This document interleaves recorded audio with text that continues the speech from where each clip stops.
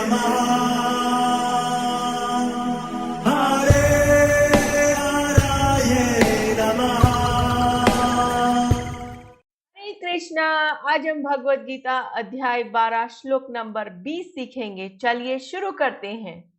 ये तु धर्मामृतम इदम यथोक्तम पर्युपासते श्रद्धाना मता परमा भक्तास्ते अतीव मे प्रियः। अब हम इसे धीरे धीरे बोलकर समझते हैं। ये तु धर्मामृतम इदम यथोक्तम पर्युपासते श्रद्धाना मत परमा भक्तास्ते अतीव में प्रियः।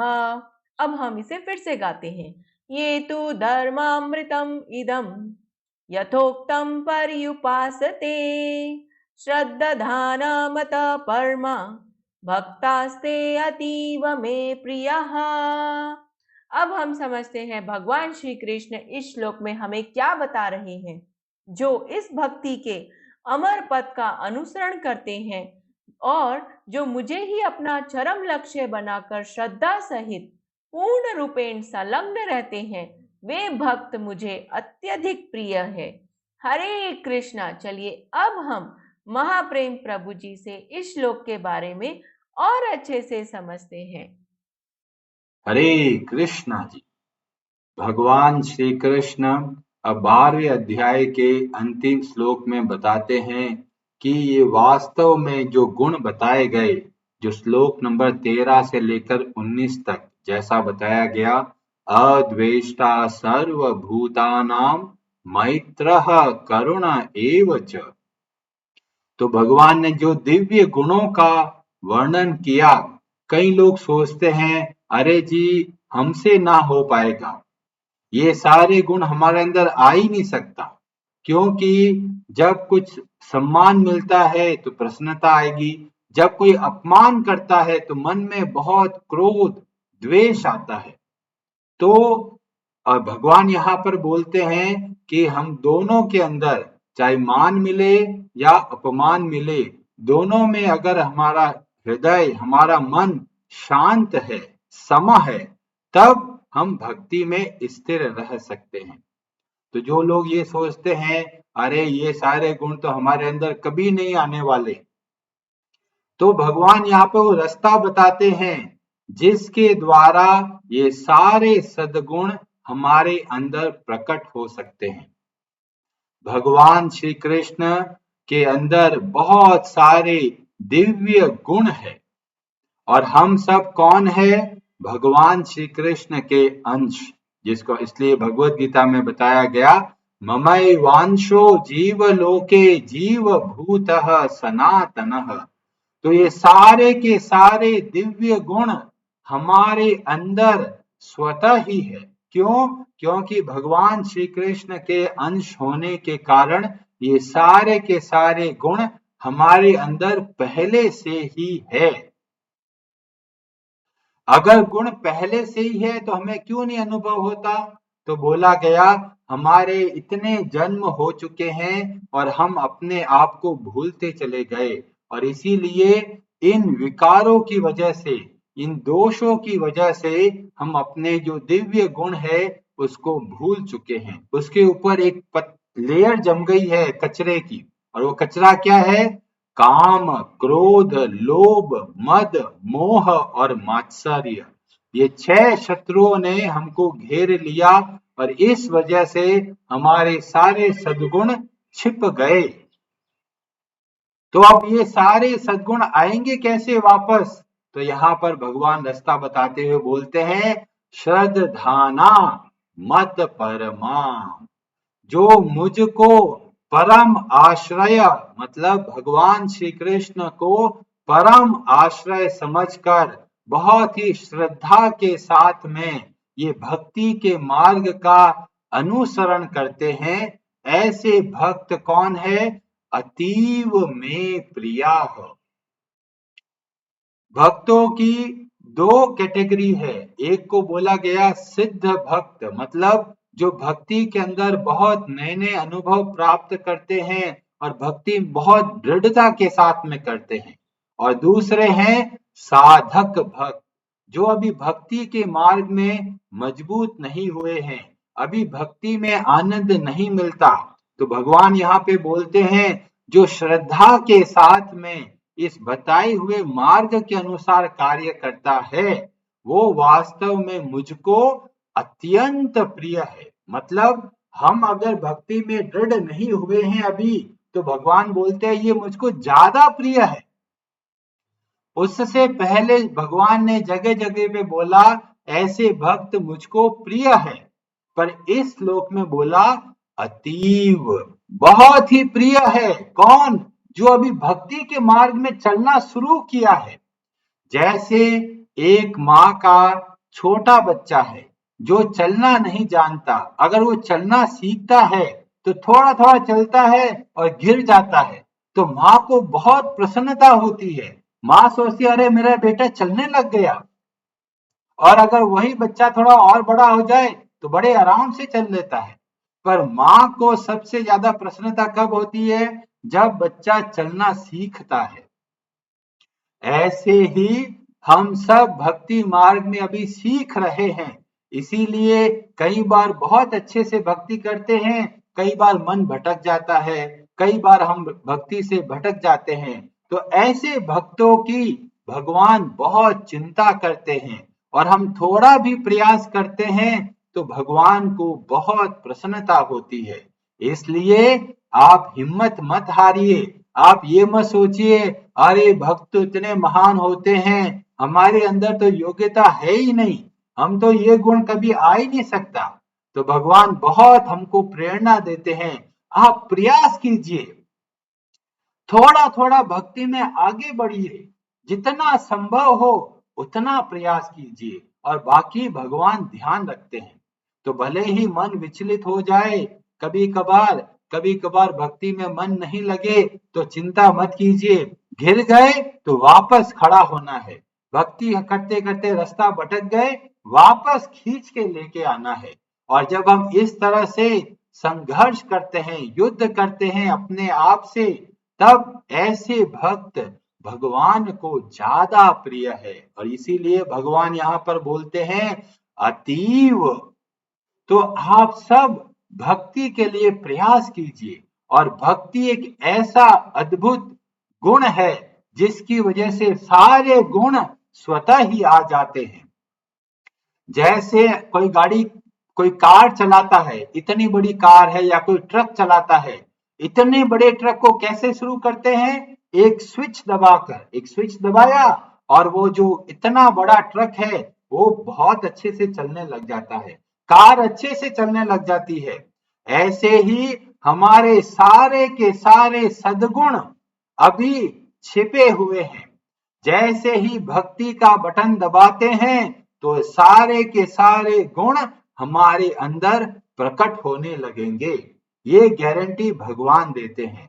तो हमको कैसे आरंभ करना है? हमें बहुत अच्छे से यथासंभव यथाशक्ति भगवान की भक्ति करना आरंभ करना है। अब कई लोग बोलते हैं अरे जी हमें तो पता ही नहीं भक्ति होती क्या है। कई लोग बोलते हैं इतने नियम है, इतने नियम है, ये खाओ ये मत खाओ, ये करो ये मत करो। हम तो भ्रमित हो गए, कंफ्यूज हो गए, करना क्या है। तो चैतन्य महाप्रभु हमें भक्ति के 5 प्रमुख अंग बताते हैं। आप ये 5 चीजें हर रोज कीजिए, ये सारे के सारे सद्गुण आपके अंदर अवश्य प्रकट हो जाएंगे। और वो 5 चीजें क्या है? साधु संग, नाम कीर्तन, भागवत श्रवण, मथुरा वास, श्री मूर्तिर श्रद्धया सेवना। ये 5 चीजें आप हर रोज कीजिए। पहला, साधु संग। साधु संग का मतलब हुआ भगवान के भक्तों ने जो रास्ता बताया, जो ज्ञान बताया, जो उपदेश बताया, उसके अनुसार जीवन में बदलाव लेके आना, इसको बोलते हैं साधु संग। बहुत सारे लोग कथा सुनते हैं और सुनते ही रहते हैं, बदलाव नहीं लेके आते।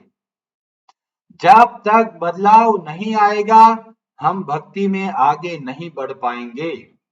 तो हमें हर रोज भगवान के बताए हुए मार्ग के अनुसार कार्य करना है। जैसा कि हम प्रभुपाद जी के ये भगवत गीता से हर रोज थोड़ा थोड़ा सीख रहे हैं। आप थोड़ा थोड़ा जो भी सीख रहे हैं उसको अपने जीवन में उतारिए। तो साधु संग, नाम कीर्तन, भगवान श्री कृष्ण के नामों का जप कीजिए। बहुत ही सावधानी पूर्वक भगवान के नामों का जप और कीर्तन करते हैं तो हमारा हृदय, हमारा मन शुद्ध होता है। और मन जब शुद्ध होने लगता है तो सारे अवगुण खत्म होने लगते हैं और सद्गुण प्रकट होने लगते हैं। बहुत लोग कहते हैं, अरे प्रभु जी वो तो बहुत नशा करता है, उसका तो बहुत चरित्र खराब है। आप उनको भक्ति करना सिखाइए, वो सब के सब नशा को छोड़ देंगे, सारे अवगुण अपने आप भाग जाएंगे।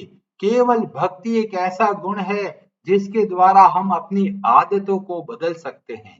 आप भक्ति आरंभ कीजिए, नियम से भगवान के नामों का जप कीजिए, सावधानी से प्रार्थना पूर्वक जप कीजिए और आप खुद बदलाव देखेंगे। बहुत लोग बोलते हैं, अरे जी ये तो मांस खाते हैं, और आप देखेंगे बड़े बड़े जो भक्त थे वो कभी ना कभी मांस खाते थे। कोई ना कोई ऐसे भक्त थे जो आप देखेंगे। भक्ति इतना शक्तिशाली है कि हमारी सारी बुरी आदतों को हमसे मुक्त करवा सकती है। तो आप अच्छे से भक्ति कीजिए। तो साधु संग, नियम से भगवान के भक्तों के प्रवचनों को सुनिए, उसके अनुसार जीवन में थोड़ा थोड़ा बदलाव लाइए, भगवान के नामों का जप कीजिए नियम से। और तीसरा बोला भागवत श्रवण, जो हमारे अद्भुत श्रीमद् भागवत महापुराण है, उसमें जो कथाएं आती है, उसमें जो तत्व बताया गया, उसको सावधानी पूर्वक सुनिए। नियम से श्रीमद् भागवतम का अध्ययन करते हैं तो हमारा मन शुद्ध होने लगता है। और मथुरा वास, जिस जगह पे आप रहते हो उसको एक वृंदावन की तरह बनाइए, घर को भगवान का समझिए और हर रोज भगवान की सेवा कीजिए। कैसे सेवा करें? घर के अंदर भगवान श्री कृष्ण का फोटो रखिए, श्री विग्रह है तो श्री विग्रह रखिए और बड़े प्रेम से सेवा कीजिए। ये आप हर रोज नियम से करेंगे तो बहुत जल्दी आप अपने आप के अंदर देखेंगे कि आपके अंदर जो बुरी आदतें हैं वो सब के सब जाने लगी है। भक्ति का रास्ता कैसे हमें पता चलता है? चैतन्य महाप्रभु बोलते हैं कि भक्ति के 9 जो सीढ़ियां है जिसमें चढ़ने का काम करना, जो सबसे पहले आरंभ होता है श्रद्धा। श्रद्धा के साथ में शुरू होता है साधु संग। तो हमें क्या करना है? थोड़ा भी अगर श्रद्धा है ऐसे व्यक्तियों को, उनको आप भगवान के भक्तों से जोड़िए, ऐसे प्रोग्राम से जोड़िए। और जब हर रोज ऐसे कथा सुनेंगे तो फिर वो करेंगे भजन क्रिया, और भजन क्रिया जब करते हैं तो प्रकट होता है अनर्थ निवृत्ति। अनर्थ निवृत्ति मतलब जितनी बुरी आदतें हैं सब के सब खत्म हो जाएगी। ये 3 चीजें, श्रद्धा, साधु संग और भजन क्रिया। और उसके बाद में क्या प्रकट होता है? निष्ठा। फिर हम भक्ति करते हैं बहुत दृढ़ता के साथ, दुनिया इधर की उधर हो जाए पर हम भक्ति नहीं छोड़ते। और जब इस तरह से बहुत दृढ़ निश्चय के साथ भक्ति करते हैं तब प्रकट होता है रुचि। रुचि का मतलब भगवान की कथाओं में बहुत आनंद आने लगता है और उससे प्रकट होता है आसक्ति। और आसक्ति के बाद में भाव और उसके बाद में प्रकट होता है प्रेम। तो ये भक्ति में आगे बढ़ने का रास्ता है। और आरंभ कहाँ से होता है? श्रद्धा से।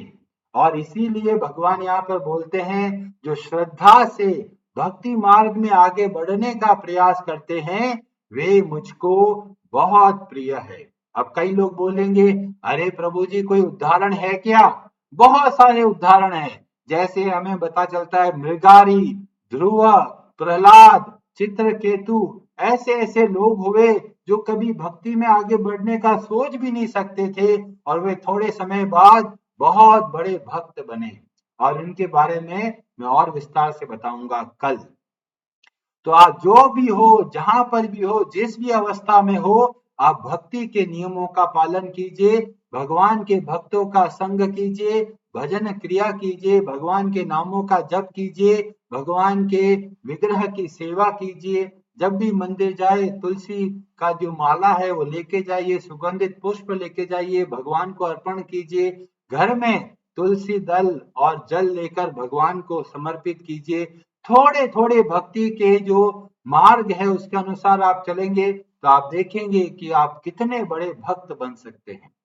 हरे कृष्णा जी, आप सबका बहुत बहुत धन्यवाद। हरे हराये नमः।